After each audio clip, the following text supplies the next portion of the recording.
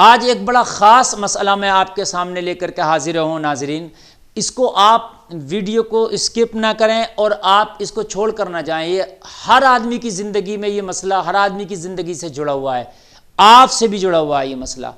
کوئی اس کو اندیکھا نہ کرے، بس 2 منٹ آپ اپنے ٹائم میں سے دیجئے اور اس مسئلے کو سنیے۔ میں نماز قصر کے بارے میں آپ کو بتانے لگا ہوں اور میرے کئی بھائیوں نے نماز قصر کے بارے میں پوچھا ہے۔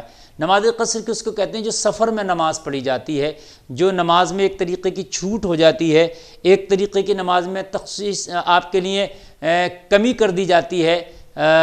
وہ نماز کب ہے، کتنے سفر پر ہے اور کتنی ہے، اس کی صورت کیا ہے، یہ میں آپ کے سامنے پیش کروں۔ چونکہ ہر آدمی آج کے زمانے میں مسافر کبھی نہ کبھی ضرور بنتا ہے، ہو سکتا آپ بھی کبھی مسافر رہتے ہوں۔ تو جب آپ سفر میں ہوں تو پھر کیسے نماز پڑھیں گے، کتنی رکعت پڑھیں گے، کتنا دوری پر پڑھیں گے، یہ ساری چیزیں میں آپ کو بتا دوں۔ تو سب سے پہلے آپ سن لیجئے، 92 کلومیٹرز کی مسافت پر جب آپ نکلیں، کتنے 92 کلومیٹر، جب آپ گھر سے نکلیں 92 کلومیٹر کی نیت کر کے کہ مجھے 92 کلومیٹر کا سفر طے کرنا ہے، تو گھر سے جب آپ نکلے یہ نیت کر کے تو آپ مسافر ہو گئے۔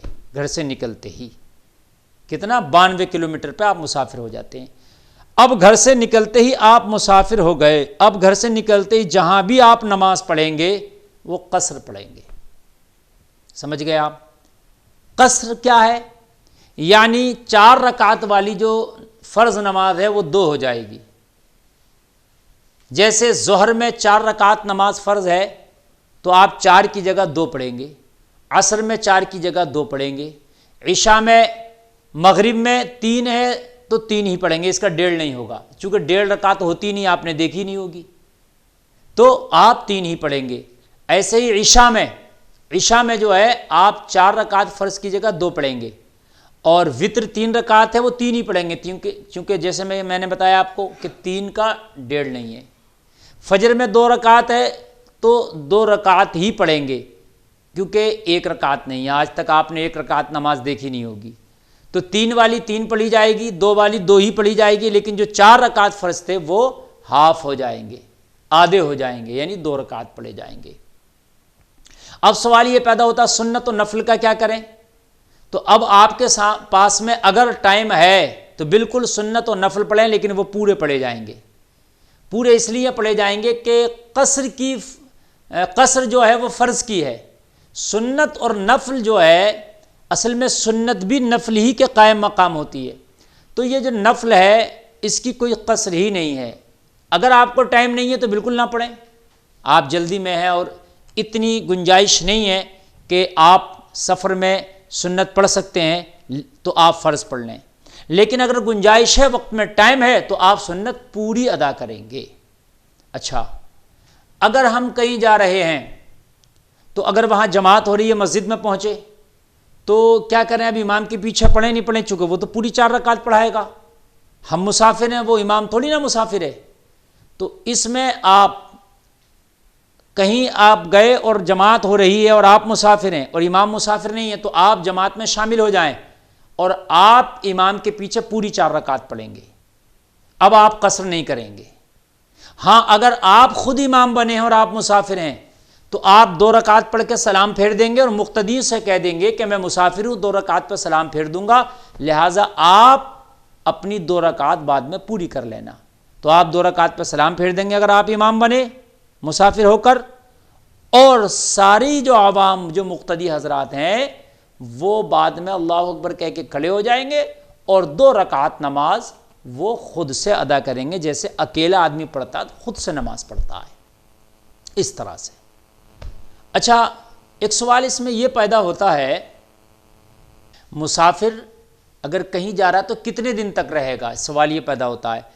تو 15 دن سے کم کی اگر نیت ہے اس کی کسی شہر میں رکنے کی، کسی ایک شہر میں، جیسے ہم یہاں سے دہلی جا رہے ہیں رامپور سے، تو ہم دہلی جائیں گے تو مسافر تو ہو ہی جائیں گے، چونکہ 92 کلومیٹر سے زیادہ ہے وہ، تو اگر ہم دہلی میں 15 دن سے کم رکیں گے، یعنی 14 دن تک بھی اگر ہم دہلی میں رکیں گے تو وہاں مسافر ہی رہیں گے، کسی کے گھر پہ رکیں، ہوٹل میں رکیں، کہیں بھی رکیں، ہم مسافر ہی رہیں گے۔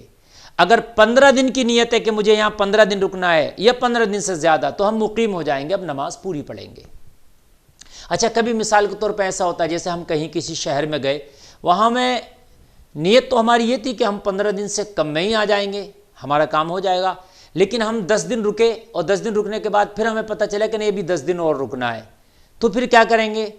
تو اس میں کرنا یہ ہے کہ اگر ہم 10 دن رکے اور پھر پتہ چلا کہ پھر اور 10 دن رکنا ہے، تو اب 10 دن بھی، اگلے 10 دن بھی آپ مسافر ہی رہیں گے، اور پھر 10 دن کے بعد پتہ چلا کہ پھر ابھی اور 10-12 دن رکنا ہے، تو پھر آپ مسافر رہیں گے۔ اس طریقے سے اگر آپ 1 سال بھی کسی شہر میں رک گئے، ایک بار آپ کی نیت 15 دن کی نہیں ہوئی بلکہ اس سے کم تھی کہ یار اب اچھا 10 دن اور رکیں گے، اچھا اور 10 دن رکیں گے، تو اس طریقے سے اگر 1 سال بھی آپ رک گئے تو مسافر ہی رہیں گے۔ ایک بار میں یہ نیت ہونا چاہیے کہ میں 15 دن رکوں گا یا اس سے زیادہ، تو آپ مقیم ہوں گے۔ اس کو آپ اچھے سے سمجھ لیجئے گا، ایک بار نیت ہونا چاہیے، لیکن تھوڑے تھوڑے کر کے نیت بڑھتی رہی، لیکن ایک بار 15 دن کی نیت نہ ہوئی تو آپ مسافر ہی رہے۔ اچھا، دوسری ایک چیز یہ ہے اس میں، مسافر کے لیے کیا مسافر جو ہے گھر سے نکلا تو مثال کے طور پہ 1 بجے دن کے گھر سے نکلا، اب وہ سفر میں نکلا، مسافر ہو گیا، اب کہیں رک کر کے اس نے 2 بجے نماز پڑھی، تو کیا اب وہ قصر پڑھے گا یا پوری نماز پڑھے گا؟ چونکہ گھر سے نکلا تو ظہر کا ٹائم تو ہو ہی گیا تھا، بھئی 1 بجے ظہر کا ٹائم تو ہو ہی گیا تھا، تو اب وہ 2 بجے نماز پڑھ رہا ہے، تو اب کون سی والی پڑھے گا؟ تو اب وہ مسافر کی ہی نماز پڑھے گا، قصری پڑھے گا۔